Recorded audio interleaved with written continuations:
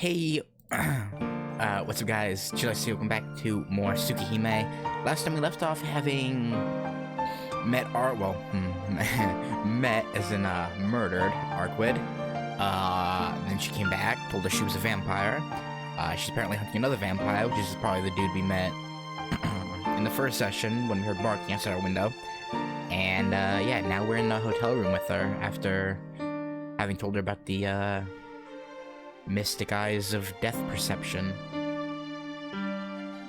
And, yeah, so let's, get started. And apparently, she hates the person who made his glasses. So, I wonder what's going on there. But, yeah, anyway, let us load from slot memory 13. Night descends. Arcueid sits on the bed and we both stare absent-mindedly at the clock. It's past 4 in the morning. About an hour until dawn. Just one more hour? Nothing out of the ordinary has happened up until now, and Arcueid shows no signs of tension. We're surrounded by complete tranquility. Somehow, I'm beginning to believe that tonight might just end like this. I wouldn't count on it.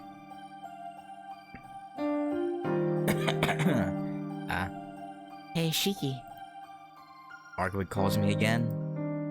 What? I don't have anything else to talk about. Really? But it's such a waste not to talk now. Not now that we're in a situation like this. Listen, how many hours do you think I've had to put up with your nonsense talking? That's a bit mean. 6 hours. That's making me more tired than keeping watch. Arcueid gives me a dissatisfied glare. That's right. For some reason, Arcueid's been talking to me for 6 hours straight. Wow. That's, impressive. I told her she should sleep if she was feeling weak. But she replied with, "It's more fun to talk." So in the end, we ended up facing each other and talking the whole time. I mean, eh? I just don't know what she's thinking. This is the first time she's gotten to talk to a human in however many years or centuries. Grrr. Top things off. I'm hungry. Come to think of it, my last meal was breakfast, so I haven't eaten anything for a whole day. Well, good thing Kohaku made you eat breakfast then, huh? Why don't you eat something if you're hungry? We're in a fancy hotel after all, so you can call room service. That's okay. I'd lose my sense of tension if I filled my stomach now. More importantly, shouldn't you be getting something to eat? You're weakened, but you aren't sleeping, so you should at least get something to eat. If you're not going to eat, then neither am I.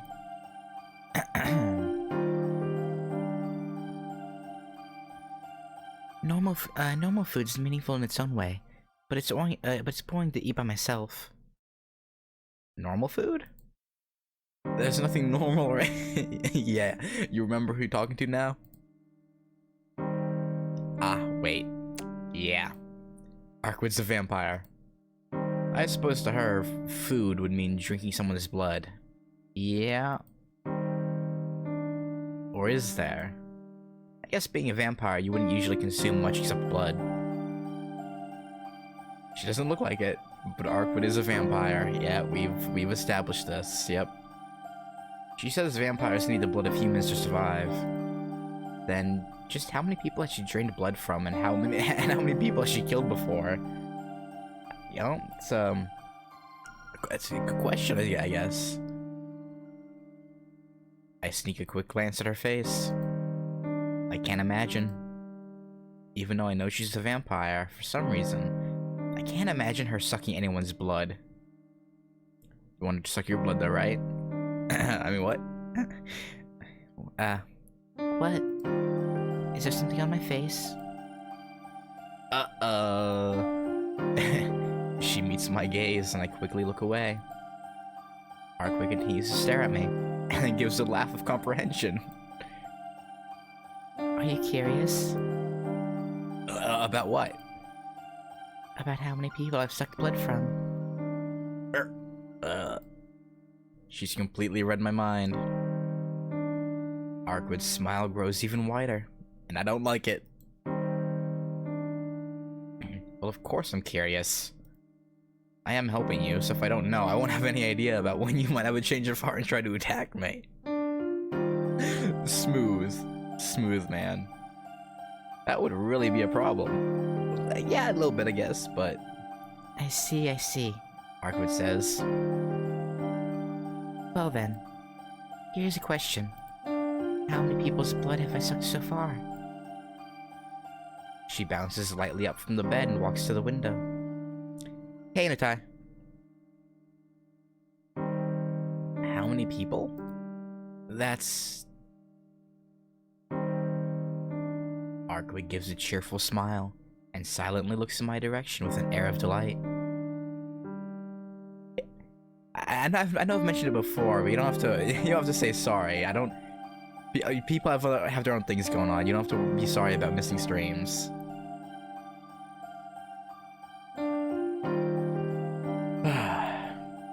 Damn it. It's obvious she's trying to provoke me. Fine. I'll answer. Let's see, it has to be... in the hundreds? Yeah. I like her, but like... I don't know. I don't know how to put it.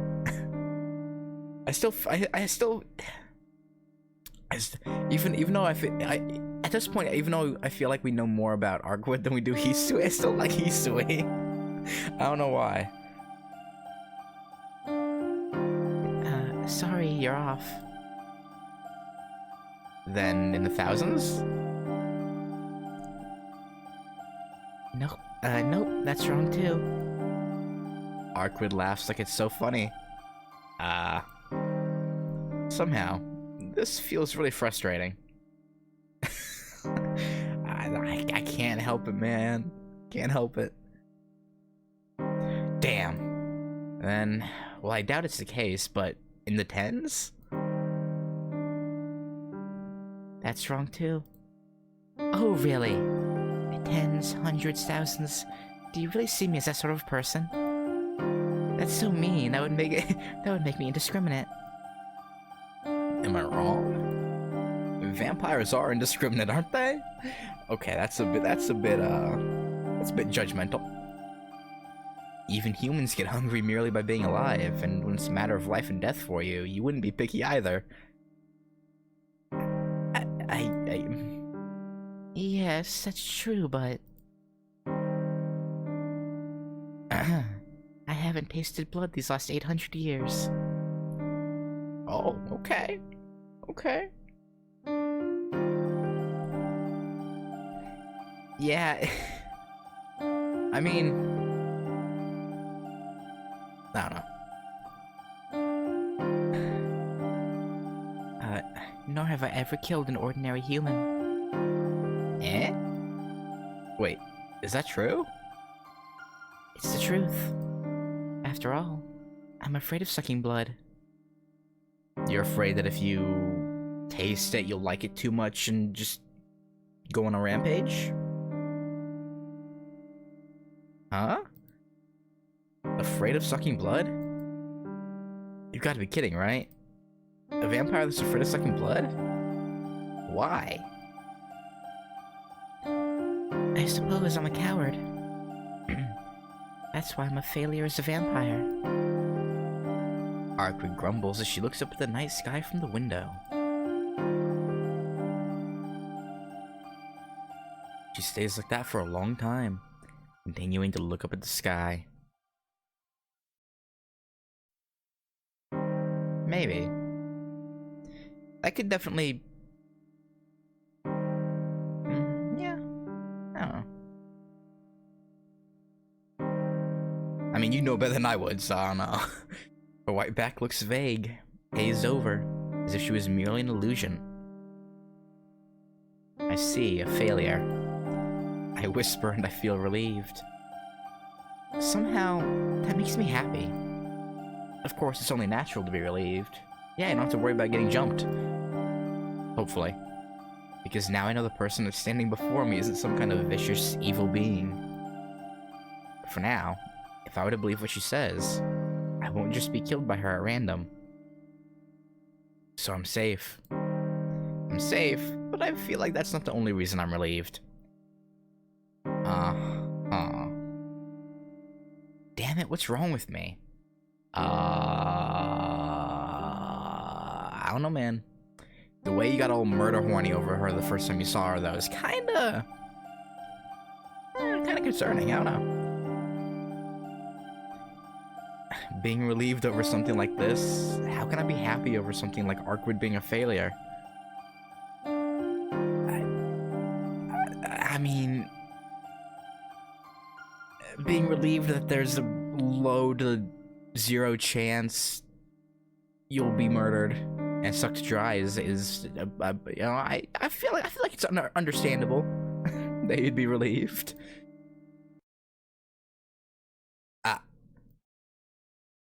Suddenly, I feel a faint dizziness. Shiki? What's wrong? You're sweating an awful lot.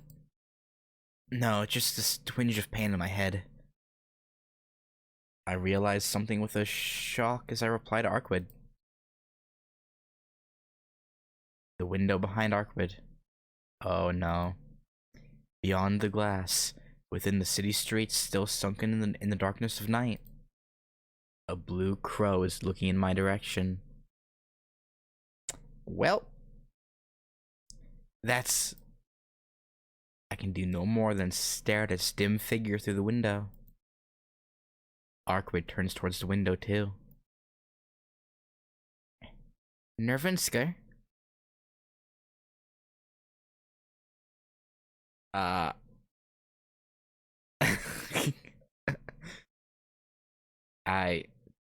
I'm going to assume this is the crow talking.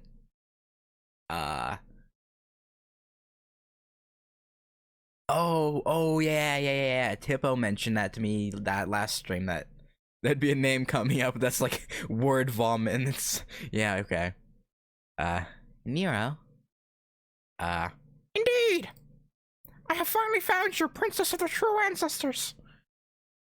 From somewhere, a force of will flows into the room.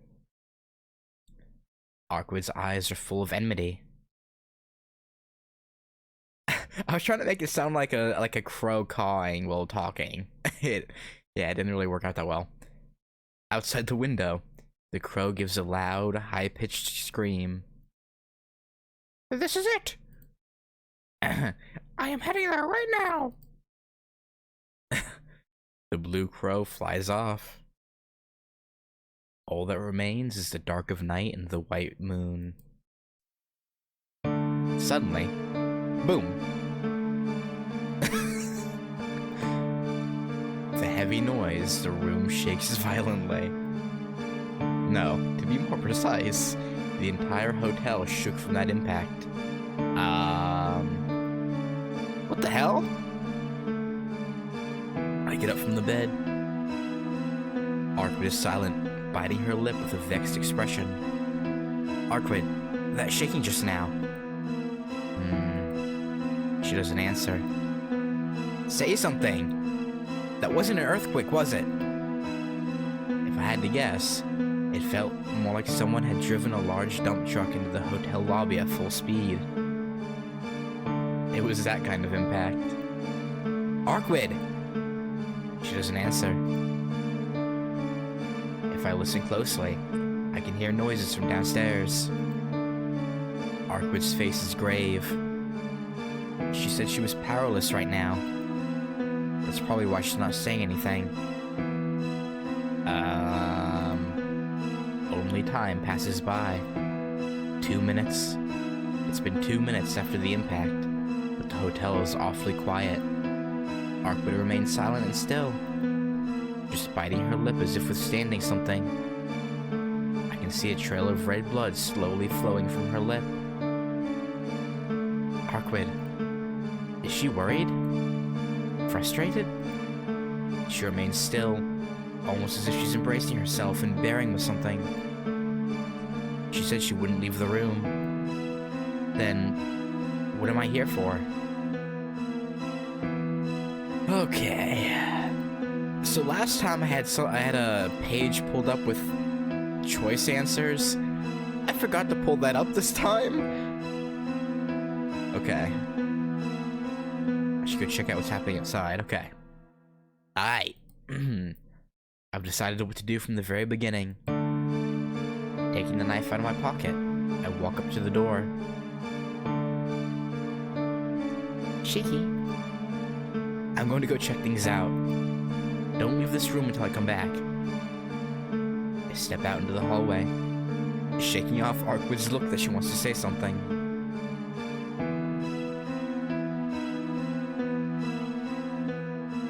Why does this hallway remind me of the intro sequence to Hollow Ataraxia? You know what I mean? Where the guy's in his apartment and he's looking down the hallway towards the door because he hears like the fighting. I don't know why. I don't know. No one's in the hallway. I couldn't hear from inside, but the hallway is noisy. It's not that this floor is noisy. Rather, the noise is coming from beneath my feet. There's some kind of ruckus on the floor below. I can hear the noise of many people talking. I suppose the impact just woke... I mean, if I had... No. If I had photographic memory, I would remember more details about characters. You guys always have to remind me about things, and I'll be, oh, right, yeah. I suppose the impact just woke the guests, and they're complaining to the hotel. Doesn't look strange so far. I walk down the hallway. The noise from downstairs is like the sound of ocean waves. Noisy, and yet so very solitary and inactive. Huh? My fingers gripping the knife feel numb. A chill runs over the back of my neck. There's something near my temple. Gun? Pain emerges from the... Oh, wait, no, right, no, it's probably just, yeah. Pain emerges from the back of my eyes. Enduring it, I walk down the hallway.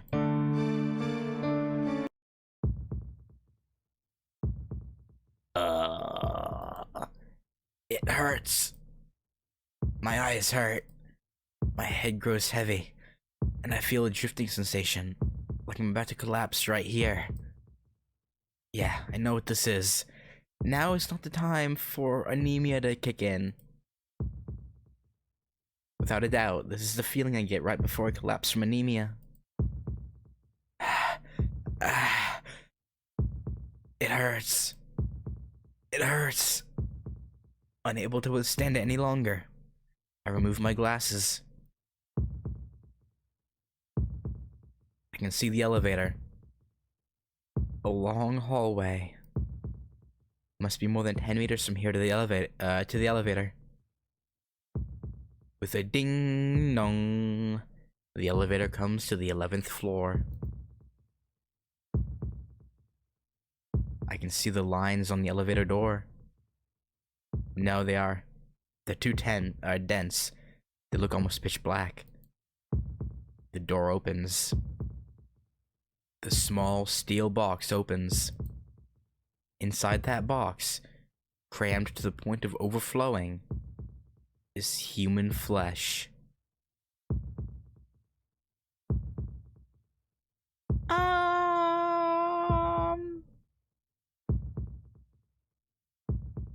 Inside that steel box called an elevator, the red meat of humans is ground and pushed in. Yeah, that's definitely not good. Inside, two black dogs are voraciously feasting away on something. What? I stop breathing. Like my brain, which just froze, my lungs stop as well. I can't breathe. But that isn't important. My vision turns crimson. With a bubbling sound, blood pours out of the elevator. Amidst the ocean of blood, people, arms, feet, bones, brains, fingers, organs, and other parts. The two black dogs are the only forms of life. My very instincts refuse to take in the scene. Down the hallway, two black dogs are picking at the human corpses. If I listen carefully, I can still hear sounds coming from downstairs. If I listen carefully, they are the sounds of gorging, the chewing of meat, cries for help, and the death screams of people which can't even be called words anymore. What is this? Though there's no way I can see it. Before my eyes is the image of dozens of beasts eating the people in the hotel alive. A man running down the hallway trying to escape. But the panther-like claws descending from the ceiling slice him open from his nose to the back of his head. A girl locking herself up in a room and crying. But to the lions, a door is no stronger than paper, and within seconds, they demolish it into an unrecognizable shape. Striving madly to be the first ones there, people dashing for the elevator. But within it, the black dogs waiting inside decapitate them the instant the door is open. At any rate, there's no exception. Beneath my feet, within this huge box called the hotel, is a scene from hell. I can feel down to my very bones. Gah! I feel like throwing up, but I can't do that. If I just stand around and do that, I'll become a part of that Red Sea. I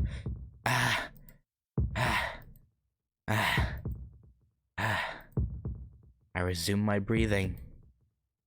I grip my teeth hard. The dogs inside the elevator notice me. All sounds from below have ceased.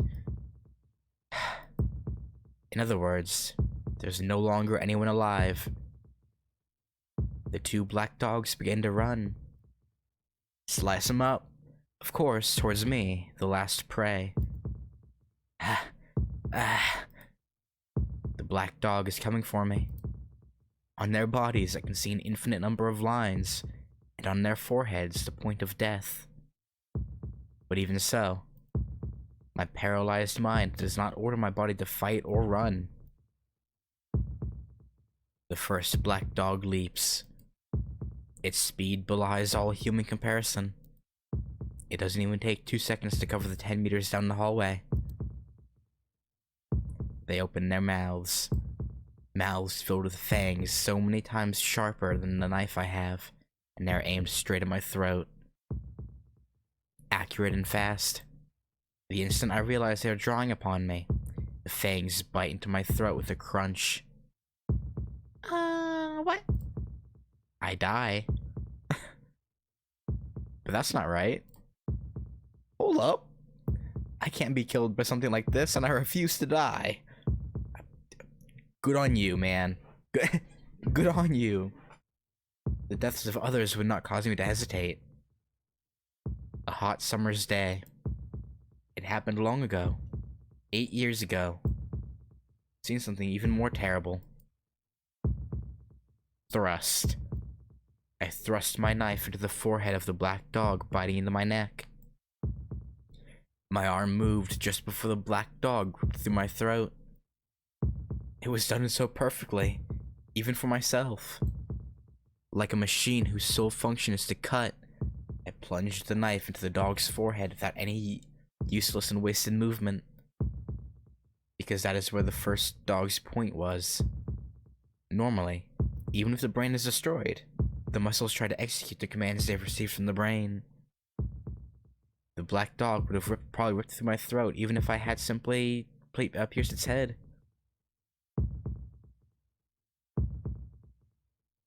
Yeah.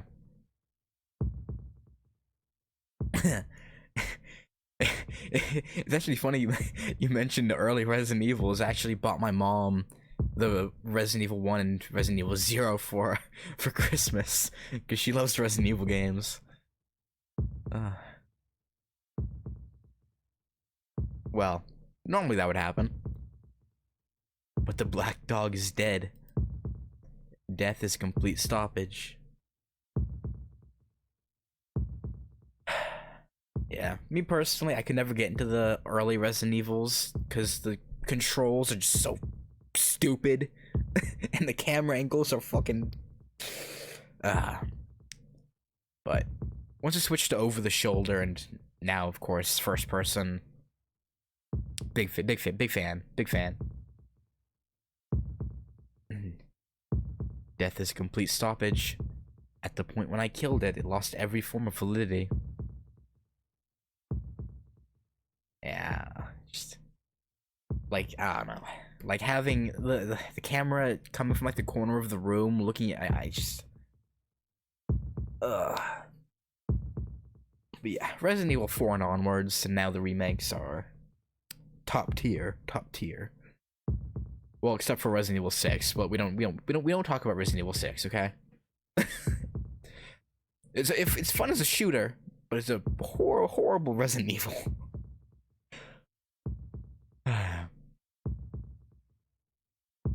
The first dog falls onto the ground. In its place, the second dog is flying straight at my face. Stabby stab?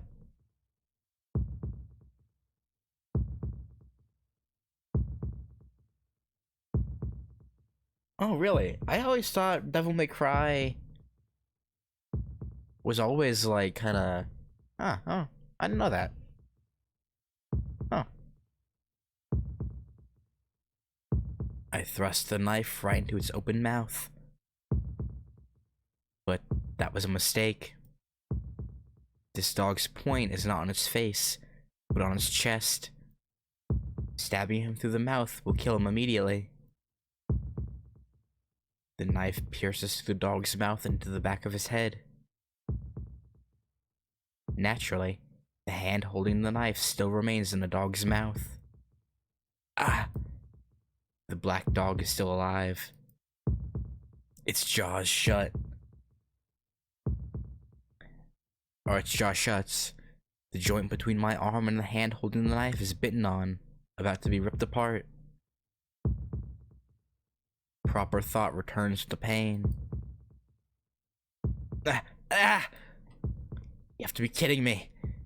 It's as if I'm just letting him chew through my arm by stabbing him in the mouth. Why you? I try to pull my arm out. The dog's teeth are deep in my arm. It doesn't seem like I can pull it off. More importantly, this black dog, despite having been pierced in the head, is still filled with life. Even though I lift it after piercing its head, it shakes and lands on top of me. Gah. I fall onto the floor. I still can't pull my arm out. The black dog, still pierced in the head, applies more power to its bite. My arm is surely going to be torn off. Can't believe this. No. No dog ought to be able to bite anything in that state. You! I feel something wet. I can see blood spilling from the black dog's mouth. Is it the black dog's blood leaking from its knife wound to the head? Or is the blood coming from my arm about to be torn off? Probably both. To be honest, my head's too messed up to be feeling the pain, so it isn't a big deal which one it is. Let go! Try to wrestle away from the black dog, but it's firmly attached to my arm. Okay, that doesn't sound pleasant. I can't escape. I can't run away. If I want to escape, I have no choice but to kill it. But how? The hand it's biting off is the one holding the knife. I'm on the ground, so even supposing I did pull my hand out, the very next instant the black dog's mouth will be free to bite through my throat. It's okay. Calm down, Shiki. First, you've got to examine the situation well. and then think calmly about it. That's the kind of thinking you've always kept. In that case, I can do something. For example, there's plenty of lines on the back of its head, and I can see the black point on its chest. The way to survive is awfully simple. But I have my doubts about executing this plan. Is he about to do what I think he's gonna do? Is he? No matter how savage and evil a creature it is, to do something like kill a panting and gasping creature that's so alive this close to me, it's something I'm hesitant to do. I mean, you killed the other one already. A bit too late for that line of thinking. Gah. The pressure on my arm increases. My entire arm is shortly going to be ripped off at this rate. But even so, I just can't seem to do something so cruel.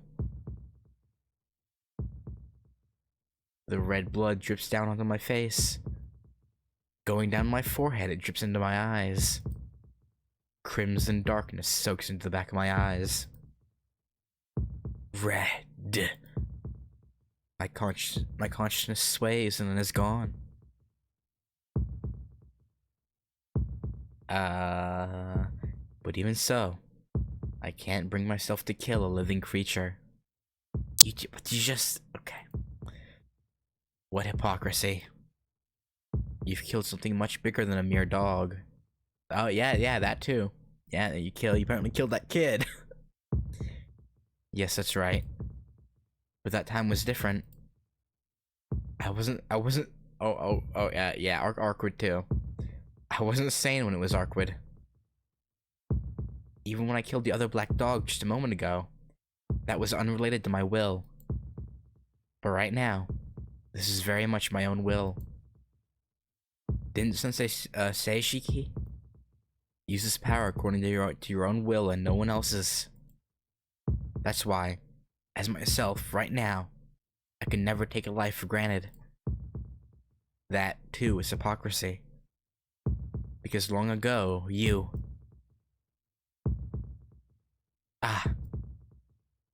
That's a nightmare from my childhood. See, what are you waiting for? It was a hot summer's day. Kill or be killed. Before my eyes, the blood-soaked shadow of a boy. You've already... Hot, red blood on my hands. Haven't you killed someone once before? Ah! I thrust. I don't pull, but rather thrust deeper into the black dog's head. I can hear its yelping right in front of me.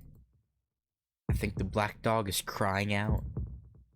With my arm in its mouth, it cannot properly cry, but it's crying anyway. I'm sure that's how much it must hurt. I don't care. I plunged the knife in deeper along with my arm. Without a sound, the blade of the knife punctures at the back of the black dog's head. It's as if the dog has grown a horn. Having split the skull, I easily slash through its skin. Blood and brains spray out as the knife completely emerges from the back of the head. Also, the hand gripping the knife travels completely through.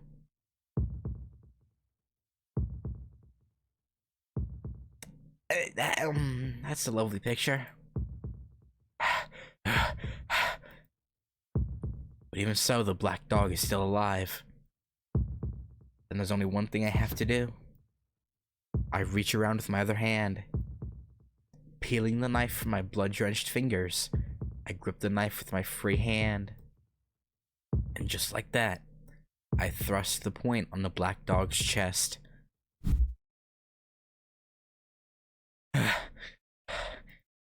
And with that, the black dog dies. The strength drains from its jaws and I easily pull my arm back out. Oh, it wasn't torn off at all. Oh, nice. I look at my blood-covered arm. There are many teeth marks, but the flesh is almost free of wounds.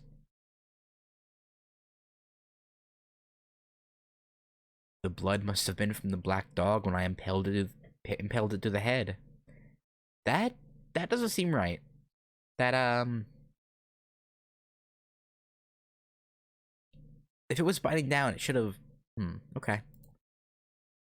The pain from when I was being bitten was really quite trivial, but my fear must have amplified it many times over. Uh-huh.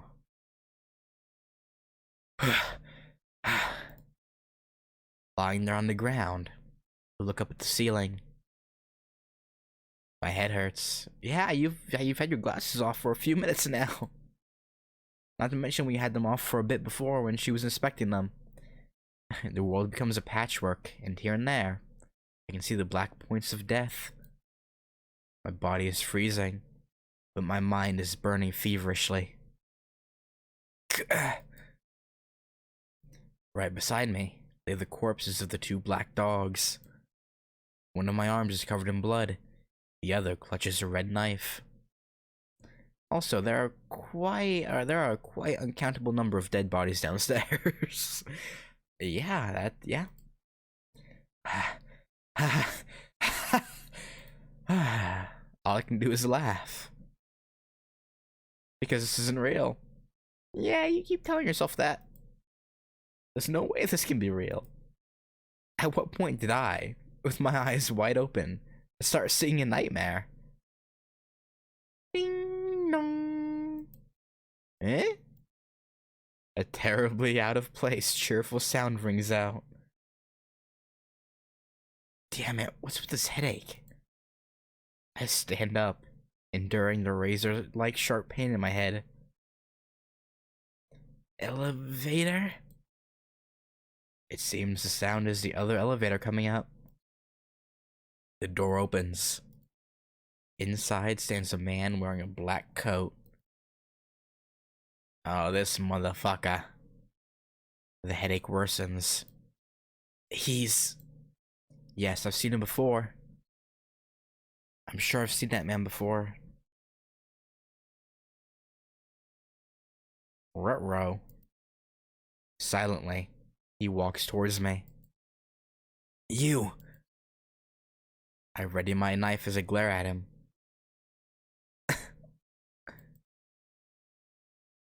But he doesn't react at all as he walks towards me. It's as if he doesn't notice me at all. The distance between us shrinks.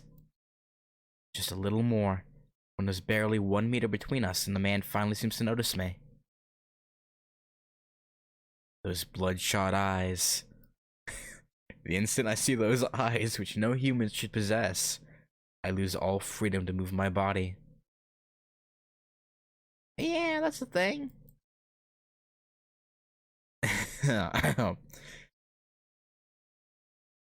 So this is the same thing as the crow, huh? Or the raven?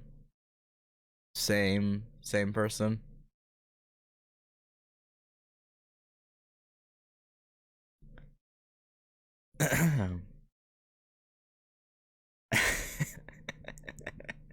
Okay, hang on. Let me drink water really quick.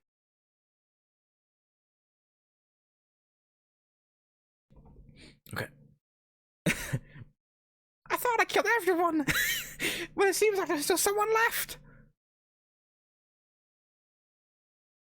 The man turns and looks at the corpses of the two black dogs. Yeah, I mean, I knew they were his familiars, but I thought maybe they'd have their own voices, not the same ones as him. Or at least, you know, the crow talking.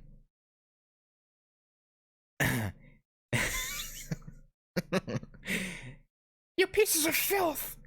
It's not the same as before. I can't quite get the crow voice I had before.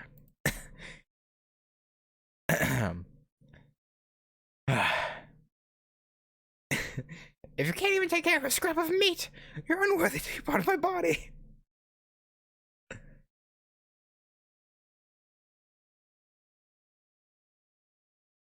The man voices his displeasure as he raises his hand. His coat lifts like a mantle. Broken. Yeah, I'll go back to what I used when we first saw him under the street lamp. With a splash, the black dog's remains liquefy and disappear under the man's coat. Ah, ooh. I can't even scream. Below the man's coat is pure darkness, without even the traces of an outline. All that exists there is mud-like darkness. This is dangerous. Yeah, a little bit. This guy's just too dangerous. My instincts sound the alarm wildly in my head, but I can't even lift a finger. The man in the black coat approaches me. It's not good if I just stay here. The unstopping headache grows to an unbearable level, telling me this place is dangerous. Whatever the means, if I don't get out of here soon, I'm going to lose my life. But it's too late. The man is right before me. Those eyes aren't looking at me at all. Feed. He raises one of his arms. Below it lies a chaotic darkness. From there, something huge appears. Whomp. The sound of wind. That which has appeared from below the man's coat is a crocodile's mouth, easily large enough to swallow a man whole. Ah! I'm going to die. Arcueid, we could, use a little help. Right here in an instant. Crunched up like a ball of paper. Just as I was convinced of this, someone pulls me back. There we go. Clump. What? I can't believe it. Instead of me. Ooh. The jaws of the crocodile clamp onto the stomach of Arcueid, who just pulled me out of the way. Yeah, apparently.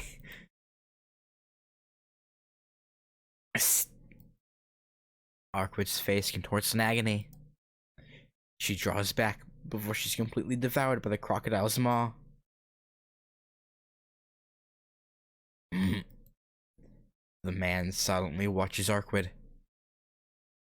Arcueid glares back at him with a pained expression, her midsection stained in red.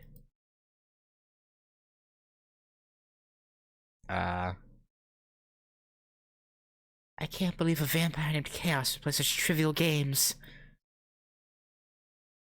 It's like a poorly scripted nightmare. Nero Chaos. I feel the same way. To catch one of the surviving true ancestors, I never dreamed I'd be a part of such foolish festival. This is a nightmare for me too. The man called Nero quietly lowers his arm. The coat returns to its former position, and the crocodile's mouth disappears underneath. The man looks only at Arcueid. It's as if he's not concerned at all about me, standing behind her with my knife raised. But what is going on? I have heard that the previous executor could not even scratch you. What kind of a mistake is this? So what, is she being hunted? Rather than her hunting them, they're hunting her?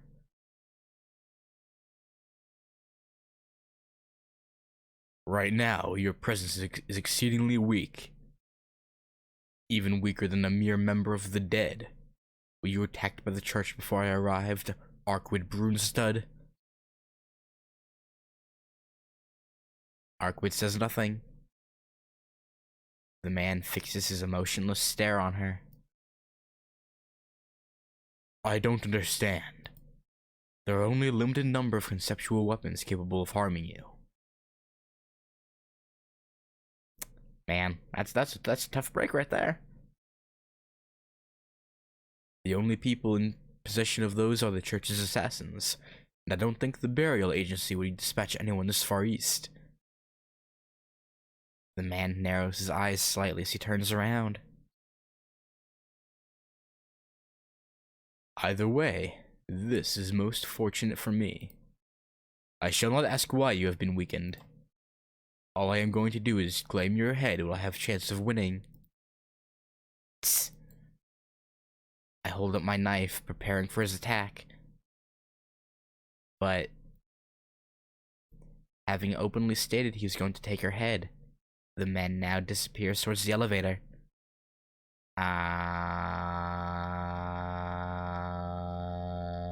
What? It seems, despite this claim, the man in the black coat's now leaving the hallway for the elevator. Huh? Now I've got absolutely no idea what's going on!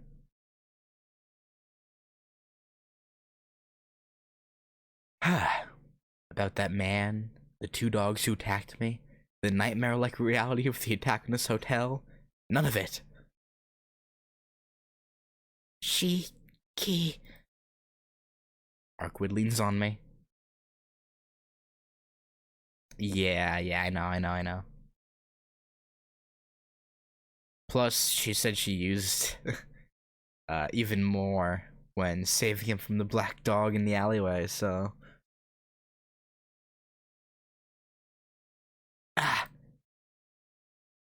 It's a terrible wound. Though her stomach stopped bleeding, her face is scrunched up in pain. It happened mere seconds ago. The wound she got from protecting me from that man. Why did you... Yes. I underestimated him slightly. I thought I could help you and then dodge him, but you did really well, Shiki. I guess the wound I got from you wasn't so trifling after all. Arcueid's face, twisted in pain, turns into a small, joking smile. I can't watch her any longer. The wound she got was from protecting me. And the reason she got it was because of me too. There's no place for that stupid smile of hers. Arcueid leans onto me slightly and closes her eyes. Hold on. Don't close your eyes, you idiot. Get a hold of yourself. You're a vampire who can't die at night, right? Well, that's true. But it seems like I'm at my limit. What? Sorry, but could you take me back to my room? Arcueid's weight falls on me. Hold on. That's... If she dies, Al... Hey! I call out to Arcueid, who has quietly closed her eyes. And then...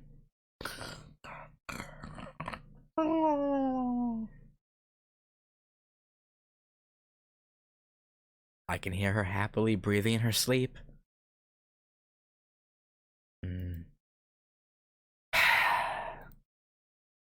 I shouldn't have bothered worrying. Arcueid's only sleeping. Telling me to take her back to her room like that. How selfish of her. It really was selfish of her. But there's no helping it in this situation. Yeah. Besides, if we stay here in this hotel any longer, I have the feeling we'll be in a lot of trouble. Yeah. The headache won't stop. Put your glasses on. I guess I have to rest too or I'll faint. Arcueid's room?